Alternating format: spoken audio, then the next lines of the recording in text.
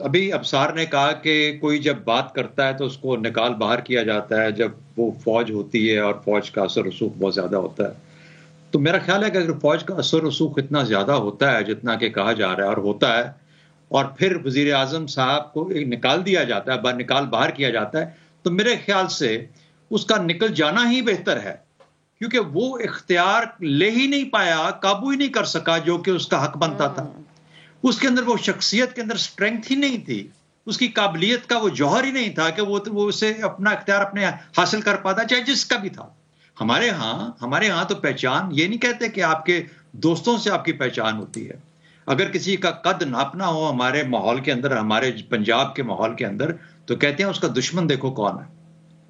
اور اگر آپ اپنے دشمن سے پست نظر آتے ہیں تو اس کا مطلب ہے کہ آپ اس قابل نہیں ہیں کہ آپ اپنے دشمن کے برابر کھڑے ہوں.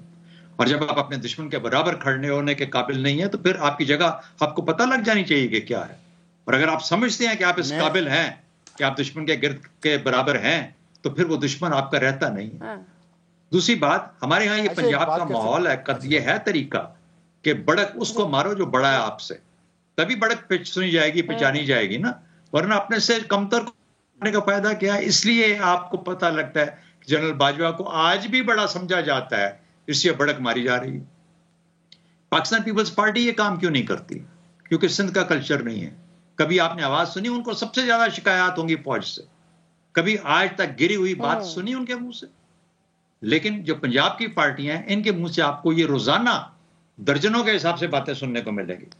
دوسری بات دیکھیے، اگر آپ انورسل دیکھ لیں اس کو، اگر آپ سر زرداری صاحب کا ایک بیان ہے تھوڑا پرانا ہے، قطع کلامی کی معذرت ہے کہ ہم ہوں گے 3 سال اور اینٹ سے اینٹ بجا دیں گے آپ 3 سال کے لیے. پھر وہ وطن نہیں آئے تھے، آپ باہر ٹھہرے تھے کافی عرصے تک دبئی میں. نہیں، وہ تو انہوں نے دیا اور اس کے بعد آپ کو کوئی بیان سننے کو نہیں ملا. ان کو بھی کسی نے کہہ دیا، اور جب کہہ دیا کہ یہ آپ کہہ دیجئے گا، وہ کہہ دیا انہوں نے، تو اگلے دن ناشتے پہ نہیں بلایا پھر اس کو کہ ہم رسک نہیں لے سکتے تجھے ناشتے پہ بلانے کا. کہنے کا مطلب یہ ہے کہ کہانیاں تو بہت ساری ہیں.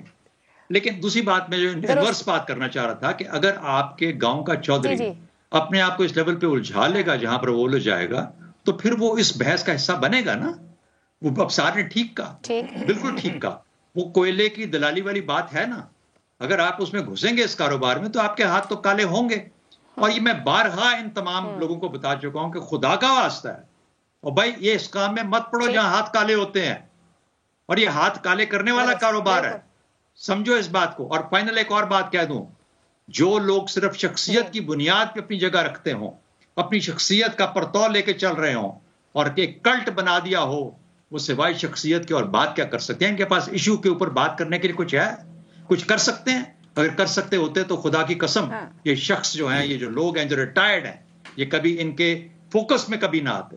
ان کے پاس تو بڑے بڑے ایشوز ہیں، بڑی بڑی باتیں. دیکھیے ابصار صاحب نے خود ذکر کیا 3-4 چیزوں کا. کوئی ہے مائیکا لال اپنی تقریروں میں آج ان چیزوں کا ذکر کر رہا ہو؟ وہ تو عمران خان اس کی نظر سے نہیں ہٹتا، عمران خان کی نظر سے وہ نہیں ہٹتے. کدھر گئی ہماری انفلیشن؟ کدھر گیا ہماری قیمتیں؟ کدھر گئی ہماری مہنگائی؟ کدھر گئی ہماری غربت؟ کدھر گیا ہمارے ادھار کے معاملات؟ کدھر گیا ڈیٹ سٹاک؟ اس کے اوپر بات کیوں نہیں کرتے؟